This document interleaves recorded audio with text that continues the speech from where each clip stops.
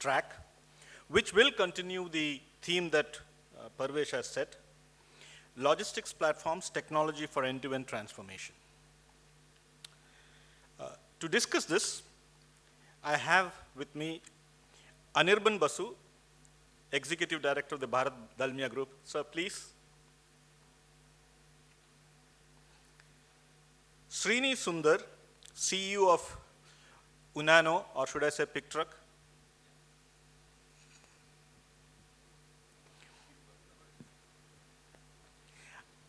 Mr. Arun Salvi, President, Ultratech Cement. He's also the Head of Strategy of Supply Chain. Avnish Naik, Head Logistics and Warehousing at Raymond Limited. Welcome, sir. Ronit Verma, National Logistics Manager, Red Bull.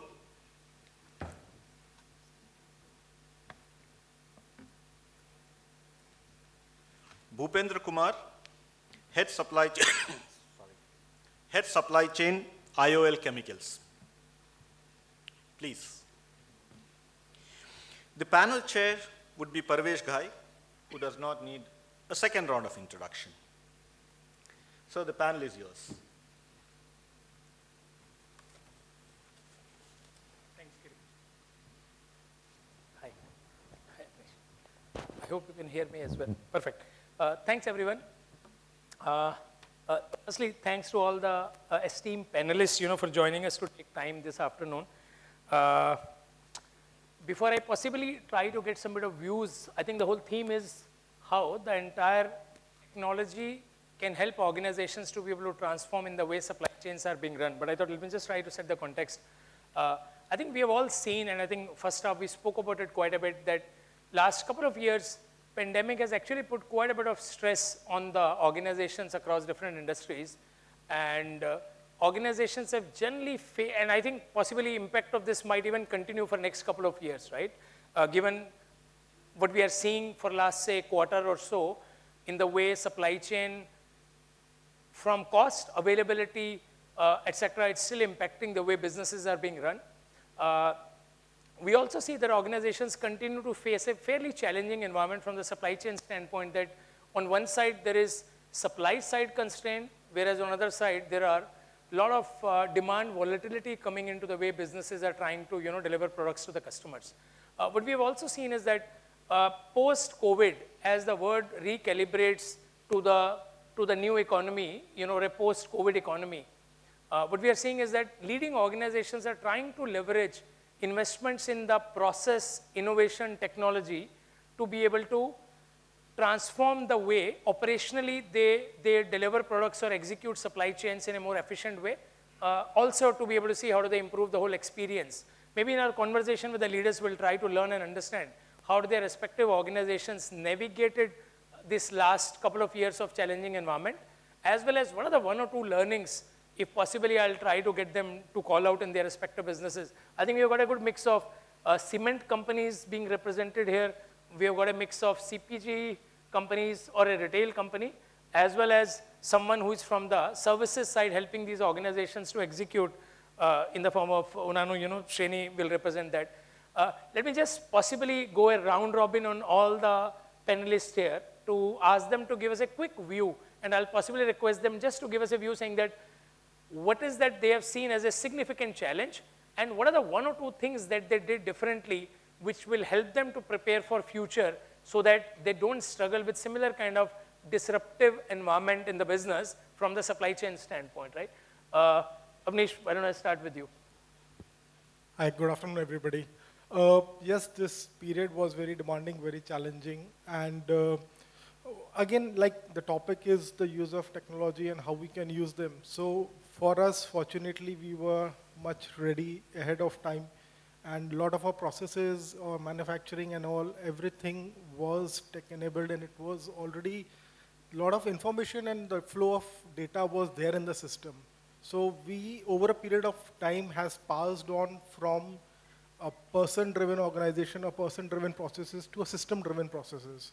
What we try to do, because being manufacturing, it's a labor-intensive thing. So automation to an extent is possible. Whether we talk about the manufacturing facility, when it comes to fabric, I represent Raymond and from the fabric division. So it's a fairly complex process, and we are like from fiber to fabric. So under one place, we manufacture from fiber to wool to yarn to everything. Like it's an end-to-end process. So integrating that all in one platform and then ensuring that we have a complete visibility over the entire supply chain, be it from the placing of orders from the customers to the execution to the manufacturing and to the end delivery. So for us in this difficult times, the availability of information was critical to us to take decisions which were aligned to that period. And being into the fabric, it's a touch and feel thing, so we were probably the most impacted in this period. And it took us a really long time to come back to the current levels where we were before COVID. So yes, my take on this is always be a process-driven organization. You all make sure that all of your internal processes are process-driven. You're not dependent so much on the people. My personal take on it is when it comes to the warehousing and logistics part is like we have tried to take over the thinking and put that thinking into the system and moved over for manpower to do the execution of the outputs that the system is throwing onto us. So from moving on from a people dependent to a process dependent is my take on this. Thanks, Avnish. Maybe instead of going in sequence, why don't I go to maybe Arun, you or Anirban, do you want to just give us your specific learnings? We'll be keen to hear from the cement industry perspective, right? What are the one or two things which you have done differently to prepare the organization and the business for future so that the disruption does not impact in the way it happened in the last couple of years? So I think, at least for us, what I would say, whether it is cement or Ultratech, one of the challenges is the scale that we have in terms of number of plants which are spread over, and hence the problem is. Do you want to give an idea of scale, Arun? Because I know Ultratech being one of the large players in terms of number of dispatches, shipments that you do on a daily basis will be good for audience to get some sense. No, so we have about 55 plants across the country, so practically every state or the limestone clusters would have the integrated plants, followed by the grinding units and the bulk terminals. So it will be anyway, a daily dispatch of trucks would be excess of 15,000 shipments daily. To add to that, there would be another 30% of rail movement, and we have a coastal movement as well. And I'm sure Anirban will talk about Dalmia as well. So what comes along with this is with the scale, and we've been expanding in the last few years with acquisitions. Getting something, I agree that we need to move from people dependent to process dependent. So those basics which we've been always, all of us have been talking about, supply chain challenges, those ones are there. In terms of disruptions or getting ready for disruptions, I think my personal take would be in terms of getting people ready, getting people competent, getting people who are, because we are what our teams are on the ground, and hence getting our teams ready to think, to embrace technology, to embrace, extended teams as well, because we have a large set of transporters and drivers when we talk about safety, infrastructure, interfaces. I think that becomes my focus area, or something which we pour our passion into it, in terms of developing people. In terms of technology, you're right.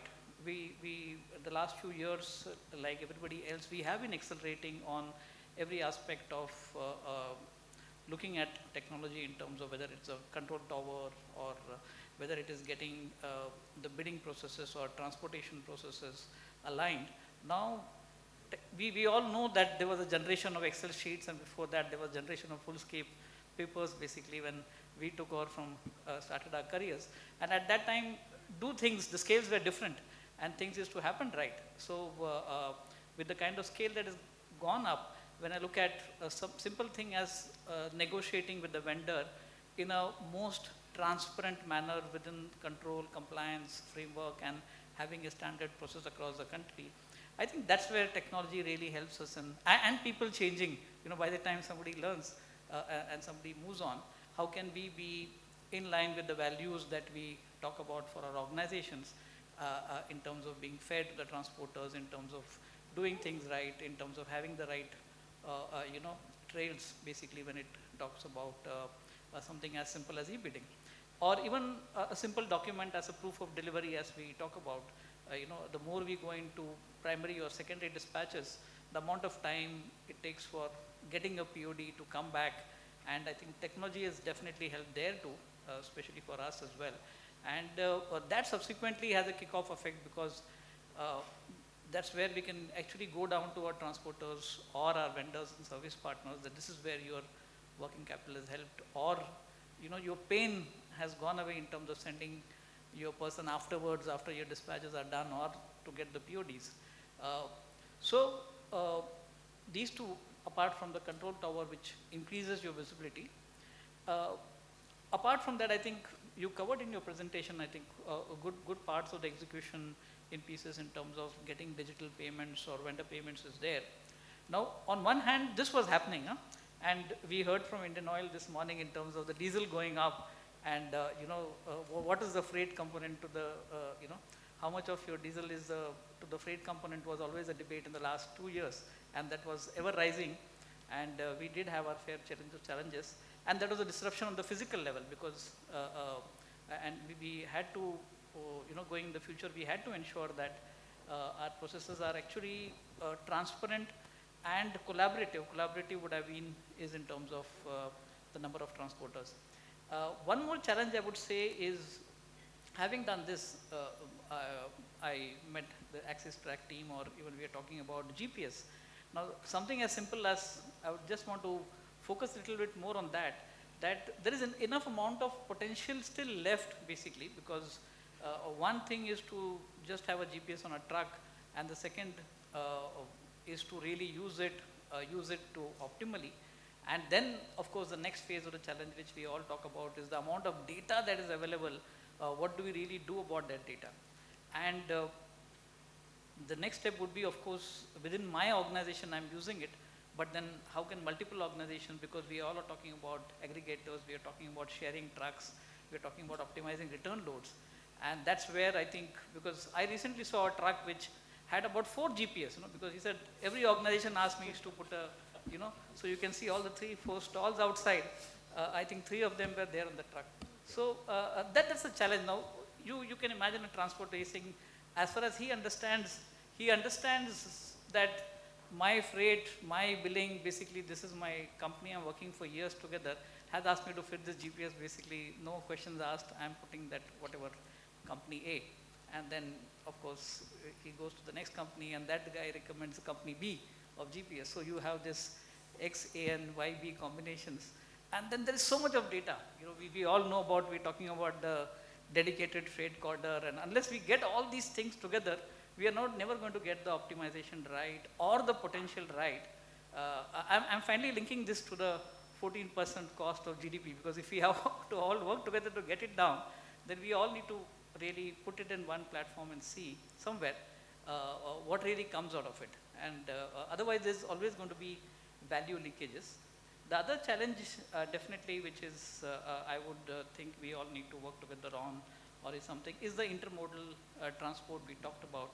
And while we do a good amount of, fair bit amount of road, rail, and I think the rail team or the railway does a good job, and there is potential, and they are improving as well. Having said that, the real challenge comes in intermodal is in the handoffs, because when rail is handing over to road, or road is handing over to sea, and that's where the D-word or the detentions and the demurrage or the handing over, I think those are the parts to work out. If and these handoffs are normally between one organization to another, or within one organization between different stakeholders, I mean transporters or vendor service providers. I think that's where we all know the efficiency lies. So if we really look at the very high level, I'm looking at the 14% cost of GDP, and then we break it down into the mode level and then organization level. I think somewhere we maybe need to deep dive apart from the panels to really see what we can work at. Thanks. Thanks, Arun. I think quite interesting insight. I think we are largely talking about areas related to people, process, technology, and then, delivering a better technology-led service levels, payments, turnaround time, bring visibility in the way your execution happens. and that gives you some bit of return coming back from the suppliers that you work with. Let me share a very interesting data point with the group. I think in India, we all know 65 to 70% of the product shipments happen through the road network. Within that, we don't have a challenge of capacity of transportation available in the country, right? But what we have seen is that on one side, manufacturing organizations represented here or in this room struggle to be able to deliver the products. At the same time, the utilization of capacity on transportation in the country still operates at around 66-67%, right?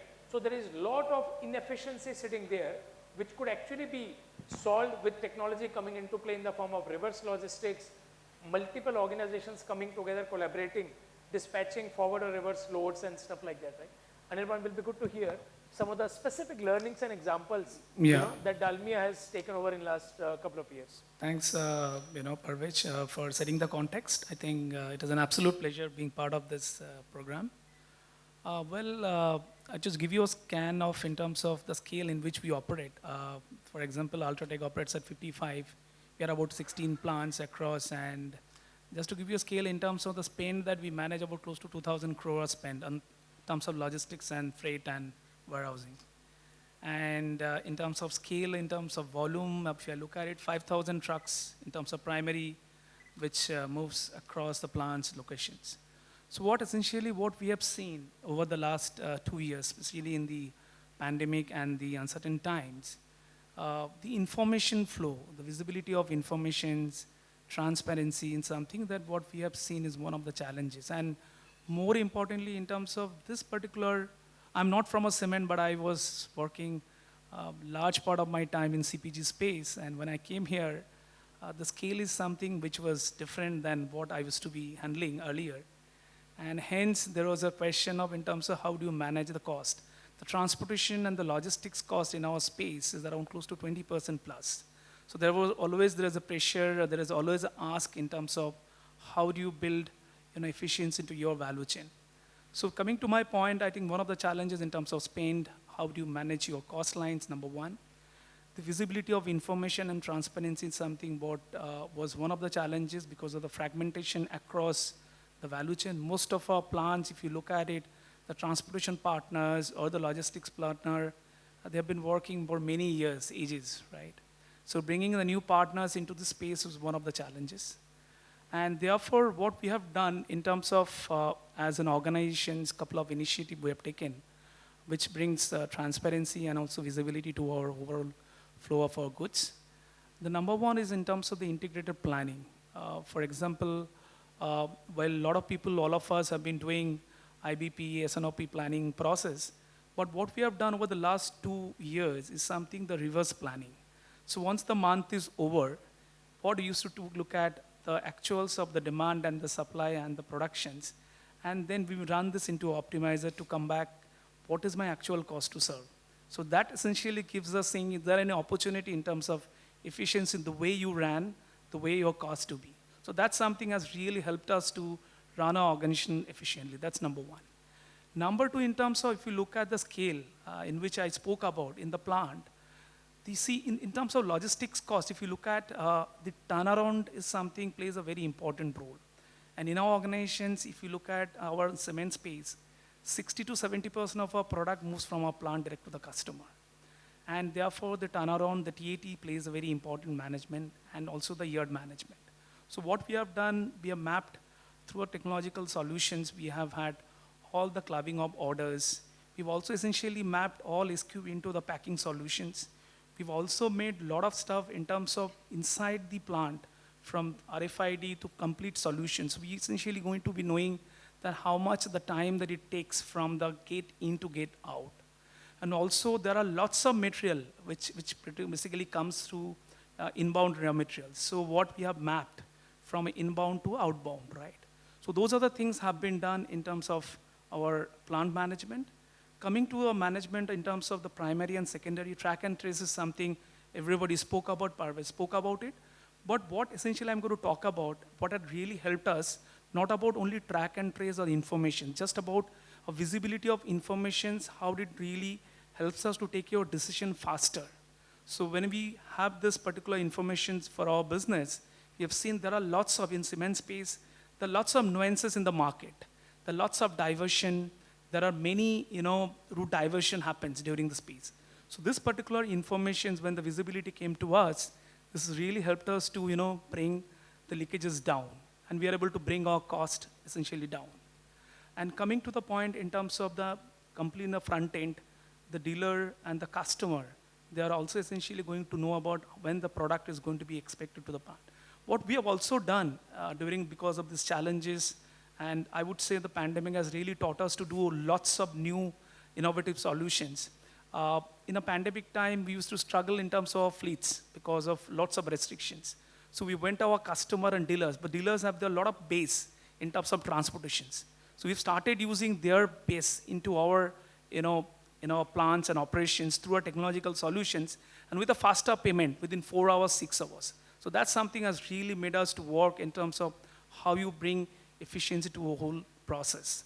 So I would say in terms of, in a nutshell, I think the solutions in terms of technology is something which is very important, especially in the context of the scale in which we operate. I think there are a lot of work to be done, and we will continue to partner with the partnership with a lot of organizations. Thanks. Thanks, Anirban. I think it's quite interesting for the scale that you operate as an organization, right?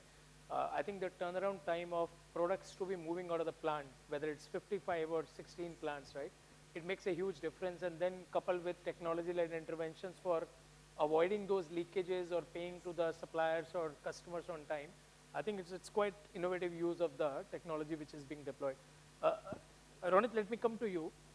You represent the CPG organization, and that to a global organization, right? So while it'll be good to hear from you, some of the learnings, or what are the couple of things that you have done differently, it'll also be good for people here to hear how a large global organization which gives mandate to drive a lot of stuff sitting in the headquarters, how do you make it hyper local? Because some of those things that people sitting there in the headquarters see may not be relevant in the way execution happens in a country and geography like India. How do you navigate those challenges, and how do you get teams aligned to be able to work in a global-led competitive environment? So it will be good to hear inputs on both the areas. Thank you so much. So before I start, I just want to put forward that Red Bull runs with 100% import products in India, which means it will take in account the importation of the goods into India, then getting it landed into the Indian ports, then further redistributing it to the mother warehouse to then the state level warehouses. At the same time, when we are coming to the demand sensing, so also to account with that, if I am ordering from India and to my Red Bull GmbH entity, I need to place an order at least 6 months in advance. So that means if I am entering into a disruption mode, I need to be able to predict the data in advance in that manner to be able to serve the customers at India level. So that's the number one challenge that we faced during the disruption period. But what all of the gentlemen talked about, the data. So we actually leverage the data in bringing in the visibility into the systems. There are a lot of different domains works into different areas. Say for example, I'm talking about logistics control tower, but now I'm thinking about operations control tower. Bringing in the ordering pattern to the entity of the Red Bull GmbH, bringing in the visibility that how much the sailing time which will be taken for the product to reach into Indian ports, and how much time it will actually take to reach to the customers. This is the challenges that we faced. We also improved upon, we did not have any single orders, cancellations during the disruption period. So that is one thing that which was, had helped in terms of managing the disruptions period and the challenges for Red Bull. On the hyperlocal mode, yes, there are a lot of things which is coming into the Indian markets. There are, Red Bulls which is available every 5th corner in the states at metro cities. But now the things are evolving in terms of, how a person traveling in Ola car can get a Red Bull can during his travel. So that is things which is actually changing into the Indian market, and it is also happening in the Red Bull area as well. So now when you are sitting in any car, you can order Red Bull, you will get throughout. So that kind of reach that which is happening. And I know that in one of the panel we were hearing and learning that e-commerce has actually moved from 10% to 300% level of growth. Same has happened with Red Bull India. So we are also growing like in e-commerce channels, and that is how it is happening. And this visibility in data and this all level of bringing in visibility and putting it all in same platform is actually helping in bringing in more into the turnaround time of the executions. So that's all about how it is being handled in Red Bull. Thanks, Ronit. I think with the kind of summer at the peak that we are seeing this year, I'm sure everyone in this room and typically people in general need a Red Bull on the go while we are traveling on the roads, right? I am sure it'll make a big impact to the lives of the people. Srini, I'll come to you because I know you will have to give a very different perspective hearing the kind of context, people on the panel are talking about. But Bhavendra, let me come to you. You represent a pharmaceutical company, right? So I think it'll be good to hear, while I think in general, as I said, on pharma demand side, there has generally not been much challenges, but I'm sure on supply side, from the execution standpoint, you would have encountered similar kind of environment with the disruption of COVID, etc. How did you encounter those couple of years, and what are the 1 or 2 learnings that you leverage technology to overcome this to get ready for future? Will be good to hear. First of all, I would like to thank ISCM for organizing this event and putting me in this colorful panel with all the eminent panelists. And as far as challenges are concerned, we all are discussing the same thing again and again. There was availability of the container was not there, availability of the vessel was not there, spaces were not there. Bhargava madam was sharing that thousands of the vehicle were standing on the road. That's true. And we were also one of them. The 100 vehicles were standing on the road, and we have gone to the villages level to get out those drivers because there were the restrictions in the villages. You cannot go out. Once you will be out, you will not be in the village. That kind of restrictions were there with the drivers and other people. So as far as visibility is concerned, when we talk about supply chain, whether it is demand planning, it is production planning, it is dispatch planning, it is demand sensing. If I would like to conclude in one word, that is availability. If the availability is there, then the supply chain is there. If the availability is not there, we all are stuck. So learning which we learn from this is the visibility and the transparency. We all are talking about visibility and transparency. Supply side, like into pharmaceutical, we got the permission to run our facility immediately from the government when lockdown has happened. But when we started the production, we were having the just-in-time inventory for the packing material. So when the packing material was not there, we have reached out to our packing material supplier. He said, boss, I don't have the permission to run the show. Their factories were closed. So this is very important to have the suppliers' visibility as well as their supplier visibility. Then we go beyond, they have taken the permission to run their factory on the basis of our permission because we were into the life-saving drugs. We were in the manufacturing, right?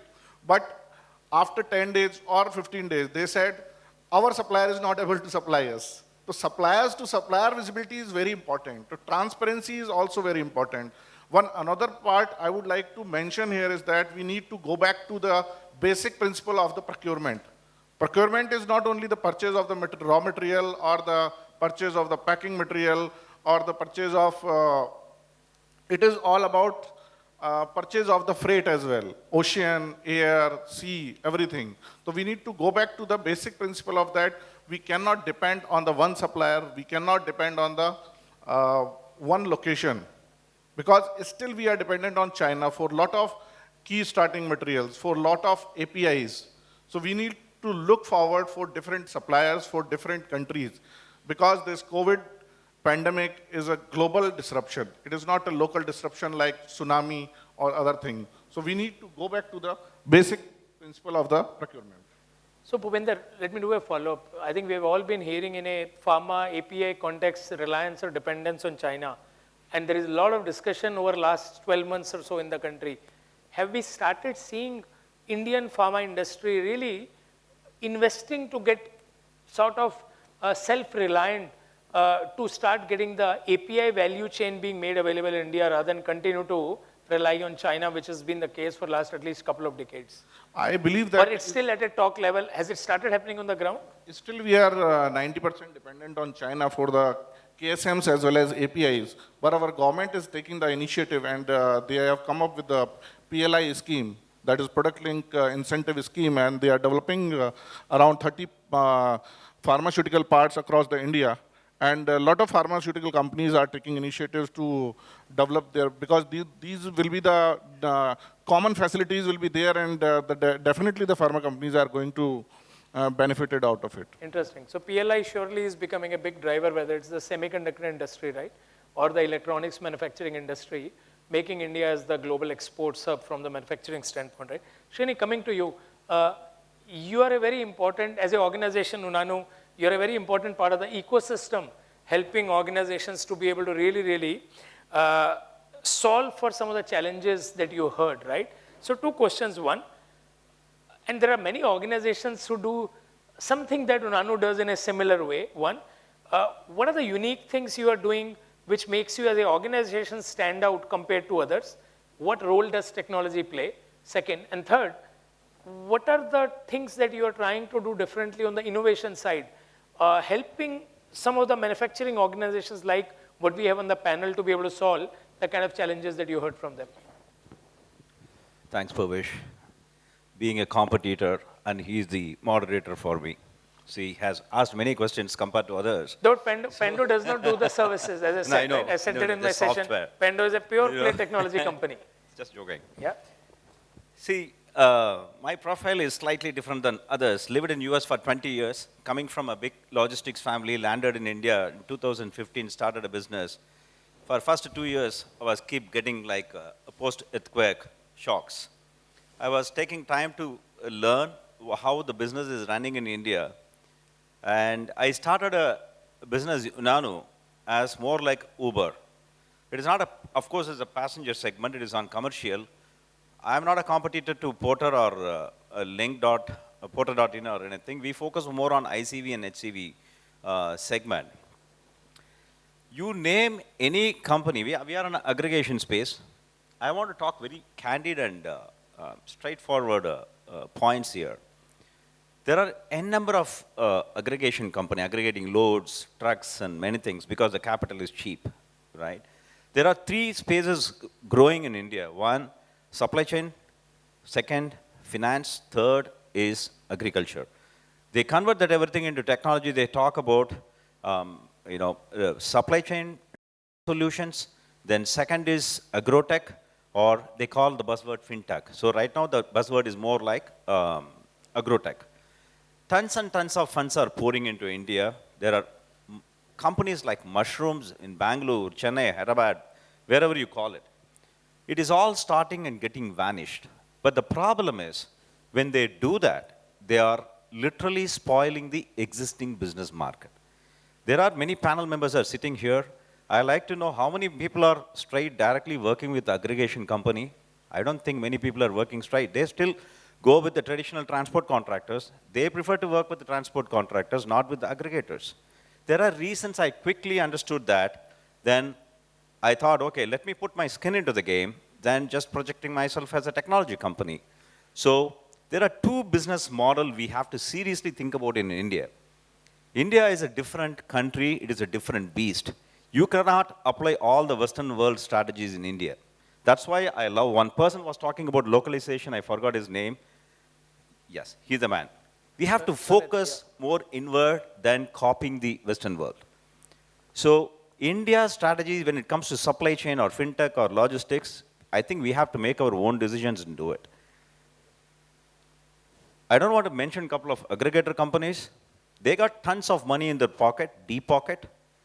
They go and bid with the existing transporter. If the per ton cost is 1,400 rupees, they go for 950 rupees per ton. They mess up with the existing transport contractors, and manufacturers are happy to do that and just book the profit in their book and they go. But ultimately, who is completely out of the business is the transport, the truckers. In India, more than 90% of the truck owners are single truck owners or driver cum truck owners. They all talk about 15% of total GDP is, the logistics expenses. And even take the company, when it comes to company, they spend more than 10% as logistics expenses. Please tell me from your heart, our profit margin is very, very thin. And when it comes to particularly cement industry, they talk in paise per kilometer. So The point what I'm trying to make, ultimately the transport contractors or the truckers are getting squeezed more and more and more squeezed. They literally, they go for very low freight, very low profit margin they operate. So where the technology is going to play, I think someone told very clearly, availability. Availability of trucks and availability of loads we have to provide. That's what the Unanu is the differentiator we are doing it. What I also noticed, it is not just providing a tech platform, throw it in the market, and provide loads, show trucks. Where is the working capital? Always the working capital is a pain for the transport contractors. So we are the first company to work with in India with banks. We provide working capital to transport contractors. So the differentiator, the answer is we provide load, we provide trucks, and we provide working capital. So as you rightly said, getting POD is a pain. It takes 2 to 90 days to get the physical copy, which is LR copy, to get the physical copy. 90% of the manufacturing industries, they ask for the physical copy. Not all the companies ask for the digital copy because they can enjoy the credit period. They can prolong the payment. That is a fact. They even, if manufacturers are interested to accept the digital copy, all the pain will be solved. The problem is they don't accept the physical, they don't accept the digital copy. That's where we have a tie-up with the bank. Bank is accepting the POD of digital copy, creating the invoice.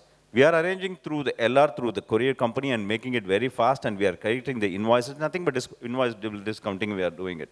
So coming back to the point, how we have to make the aggregation model is going to be very successful in India, we need manufacturing companies' help. Portion of the manufacturing companies' transport contract, some portion, they have to try it with the aggregator companies. That's what ITC is doing.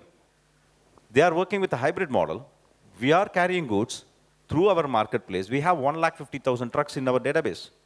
So I think, in my opinion, the manufacturing industry's portion, 10%, if they are sending 500 loads a day, I think you have to take at least 10% of the trucks through aggregation model. I think then the tech space will work. So I will conclude in one point. There are two business models, one tech-enabled and pure technology business. In my humble opinion, India is not ready for the pure technology business. Tech-enabled business will thrive in India. Pure tech business will not thrive in India. That's it. Thanks, Srini. Let's do a quick check here. Can people who are using or working with aggregators raise their hands? Typically, the people who represent the manufacturing organizations here. So this substantiates your point. It's still 10, 20%, right? It's still a small audience. The person is Shailendra. Yeah, I know, Shailendra. I know. Got it. Okay. Only one person. So, Arun, if I come to you, you as an organization operate at a very, very large scale, right? Spread out, different parts of the country. Cement, we all understand, is a regional business, right? And I think in the earlier sessions, I think with Umesh was moderating, I remember Manika saying and Umesh talking about, there is a significant challenge around attracting talent, on the supply chain side. So the question I have for you is, as an organization, how do you come together at a leadership level to foster the culture of innovation and transformation or technology adoption?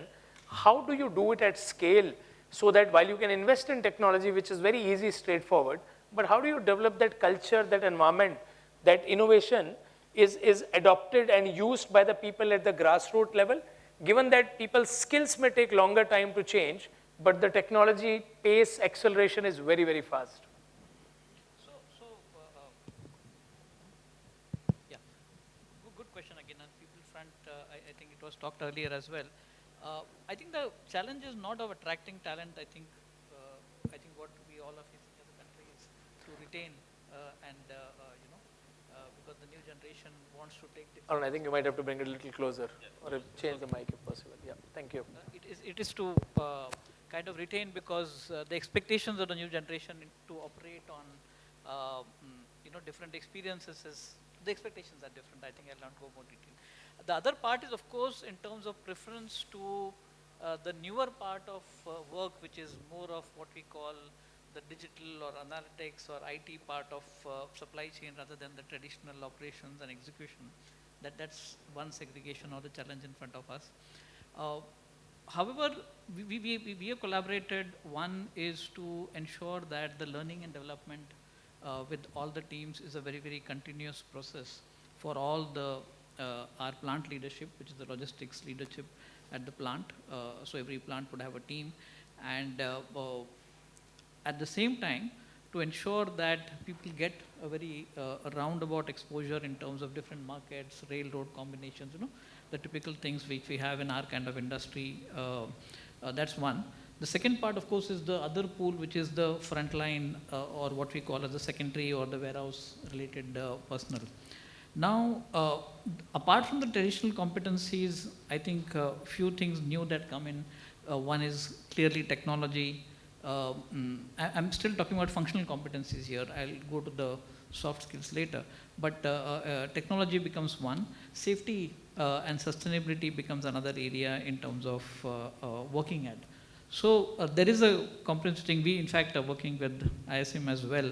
And what we did was not very, I would say, a very small program, but what we ran was almost for 18 months. So it's a very step-by-step, prolonged, detailed session with reviews and everything in between.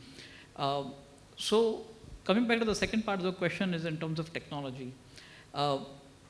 What we've really done here is our leadership, everybody is really open to technology investments, to try out, fail. I think that part is definitely being there. Where I think we are facing, or the larger challenge which we are facing first and which would largely come, is the challenges of the core industries. So I think Indian Oil would be similar to us, or second would be cement or fertilizers, because the scales are so large. Sure. That what really can be done and optimized in an organization which just would dispatch a smaller scale, I could really make ideal in terms of, if I'm dispatching a smaller scale, I could ensure all my truck drivers are trained, they are updated, they are retrained, But for me to do, I have to move with the country, or I have to move with the, I have to work with the government or the ministries to kind of roll out such sections. So that really comes as the pace of that, working along for a larger thing. That to bring in agility there is some area. And that's where I really talked about the interfaces or the efficiency of the interfaces. So these are definitely our focus areas, and we will continue to work on them. Sure, got it. Anirban, you spoke about quite a bit of initiatives being taken, deployed from the, if you have to look back, and you have quite a bit of other plans as well moving forward, right? If you look back, can you just talk through what were the roadblocks that you face, and how did you overcome those roadblocks? Maybe if you want to call out one or two things, it'll be good for some of the organizations who are trying to leverage technology in a supply chain environment. It'll be good learning for them to be able to see how do they learn from, how did you navigate those difficult environments.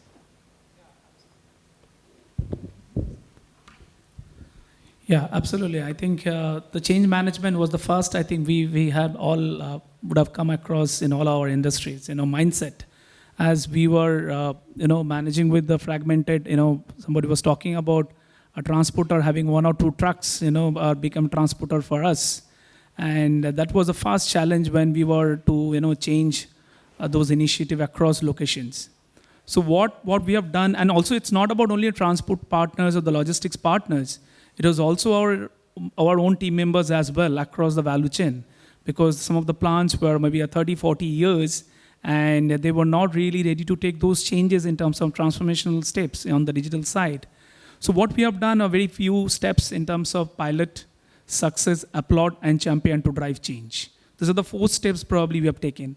So what we have done, we have started with one plant and roll out the success story with other plants, and not with only our internal team members, but also with the transporter, the drivers, the supervisors of the transport partners went to the other plants, share the success story with others as well. That's something has really made a lot of changes. So the whole idea is to create a value proposition for an individual, be it for our internal team members or the external stakeholder, which is the fragmented transport partners. So that's something which really worked for all of us. And also what we have seen, I think the entire journey, what we have happened, I think in our organizations, it was not a one step, 100 locations. So we have taken a pilot for 20 locations, run it for 30 days, 40 days, 60 days, and then move it for other plants, and then over a period of phased manner, probably in a year's time, probably move into all 13 plants and all 50 locations. That's number one. The second important point in terms of reward and recognition is something what we have done. We used to publish dashboards to all the transport and the logistics partners when we were to do those digital steps. It's like a publicly naming and shaming of those initiatives. So that's something was really also worked.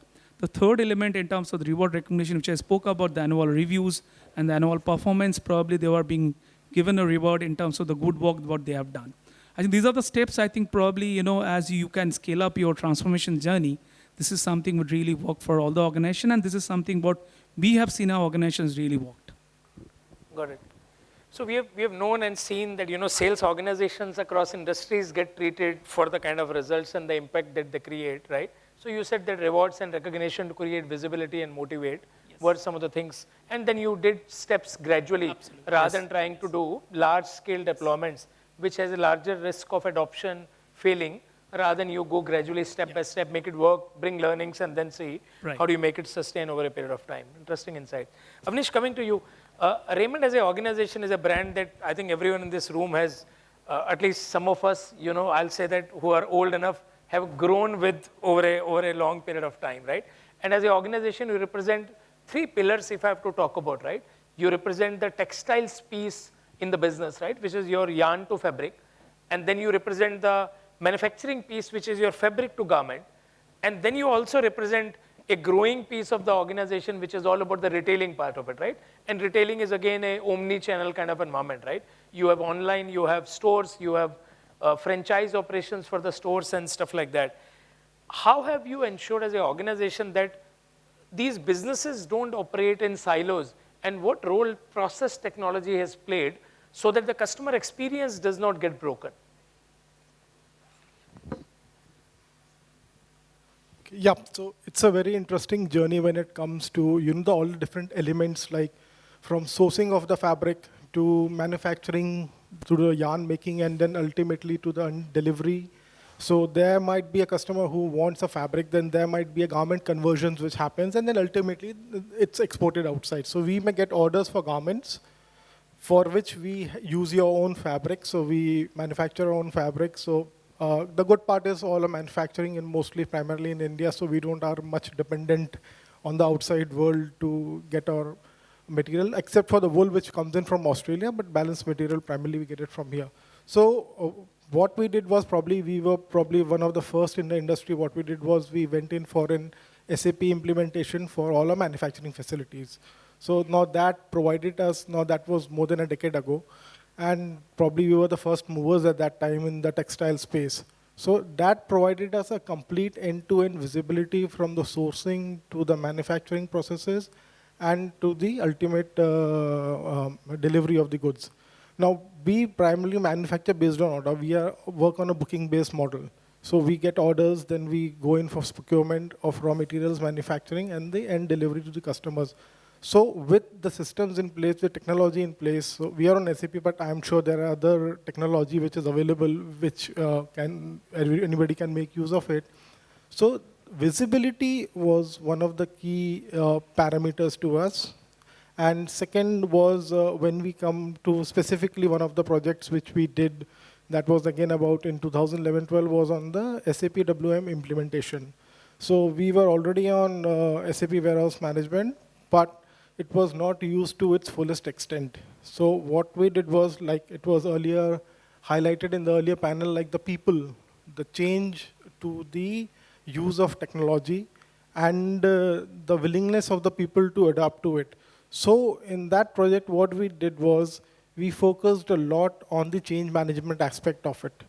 So a lot of our teams were involved in creating presentations, and we went down to the last person who is on the floor working, and we explained to them like how this technology works, how it is, and we tried to make it as simple as possible for that person to operate on it. Now, some of these systems can be pretty overwhelming for a person who is not that much educated, and he put in a system into it which has different keys, which has different options. He does one thing wrong, and then the whole system goes haywire. So what we did was we simplified the processes to it. So if I would take a very small example of receiving of a material. Now we need to segregate the material when it comes from the manufacturing plant. So based on the different market segments and our market segments within the warehouses based on the customers we serve. So in order to segregate that material, to make it simple for the person who may be not as much educated, so he just have to simply scan a product and a color will show up on the screen. So it may be blue, green, black, red. And he would just have to place that material into that color shelf. Then another person, once that shelf fills up, you just scan that shelf and he will get a put-away list, which is fairly easy to understand. And we did at least 3 months of continuous mock drills, mock trainings with those people on the floor, because our previous experiences was all the implementations were done by the top team. After everything, they came down to the people, okay, now you need to do this. Rather, this time we went around the other way. We understand we have to do this. How you're going to help us, or what you think is going to help you to make this process better. So after we did that, I think that was one of the best implementations, I would say, was in my 20 years career, wherein we were able to resolve a lot of issues and a lot of queries, and also give us, a lot of benefits to the customer. Got it. Now, coming on to the second part, like how do we deal with this omni-channel presence with the customers? Now, when it comes to fabric, it's about touch and feel. Now, maybe everybody buy a ready-made garment or a shirt or a trouser going online. But a fabric is a thing which sells mostly on stores, unless and until you see and you touch a fabric. Like all of us are wearing blues, but I'm sure none of the blue color is the same. We must having all some kind of color variations in it. So when it came to online part, but still we have to be present in that space. Like you said, all the older people, we still want the younger people to be able to experience that thing. So tailoring was one thing which I felt was a big challenge for the organization, because anyway, anybody will go and buy a fabric, but then will he know where can I stitch it, where I can get a proper fit for the fabric. So that was the lacuna which were lacking. So what we did as an organization was we brought that facility to the people. So there were online platforms wherein you can go to a site, you can book an appointment, you can have your own fabric with you, or you can get a fabric from us. They will come down to your place, take your measurements, and then we created tailoring facilities within each regions, and those people were trained to produce, to stitch a proper fit, and then those orders will go there. Now, all of this was possible, again, with the help of technology, because now I'm dealing with one trouser for me, one jacket for him. I am picking up that product across so many people. I need to ensure that my orders don't get mixed up.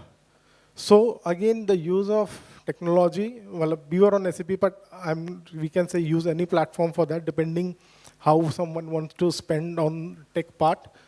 And the next thing what we did again was to blend in a store experience and an online experience. So if somebody wants, they can book an appointment online, they can bring you the fabric swatches at your place, you can choose it, they can measure it, and they can deliver it to your home.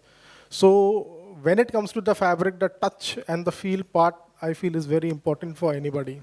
Got it, Amish. I'm sure the kind of details you have provided gives us a good understanding of how complex the business as an organization that you run, right? So before I wrap up, let's quickly go round robin again for everyone. Just last quick 2 points. Which are the 1 or 2 areas in your business as strategically you believe over next 12 months you will look at technology to play a strong role? Just 1 or 2. I think I'll possibly request broader high-level bullet points and not a lot of details. Bhupinder, we'll start with you.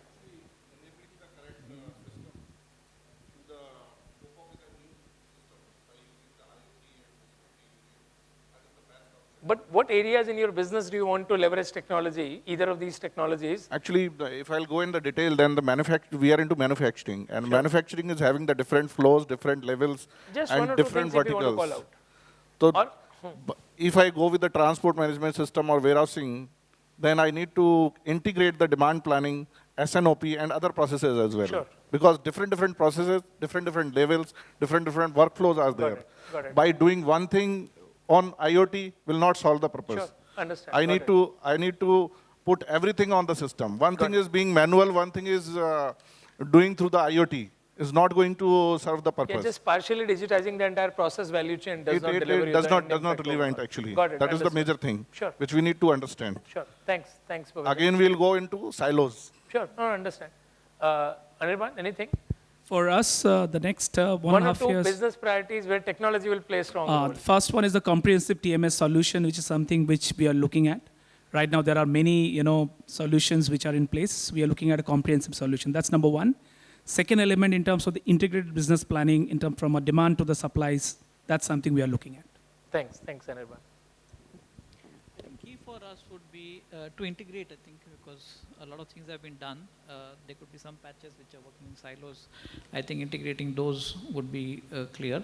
And I am really keen on the aggregation part, so happy to catch up later, yeah. Sure. What I would say, bringing in and connect between the functions. So for me, my customer are different functions. So I will try to bring in the visibility through the control tower integration to those customers like sales, planning, finance. Yes. So for next 1 year. For you, I'll ask the other way around, Srini, saying that what can you bring from technology standpoint over Yes. 12 months for some of these challenges to be solved? So right now, our platform is completely blockchain enabled. So we are completely focusing on blockchain enabled freight financing and aggregator model. Got it. That is the strategy. Interesting. I think everybody has spoken a lot of other points, but I would say order management and change management, which I think is the two key parts for any. Got it. Thanks everyone. I know our time is up, but I'll very quickly wrap up in 30 seconds. I think what we learned from every organization in the way they run their business, technology plays a role. I think if organizations have to really get three things right, it's all about getting the people involved, motivated, rewarded, help them to succeed in the way the respective initiatives get taken, focus on process, leverage technology, but provide a lot of organization-wide culture and innovation support for people to be encouraged to be able to leverage technology in the way they continue to try and help organization to transform compared to the way it's being done in past, right? With that, let me wrap this up, and I would like to personally thank everyone, for very, very useful insights about. I think we had a good mix of, customers from different industries. I'm sure people would have found this useful. Thank you so much. Thanks, everyone.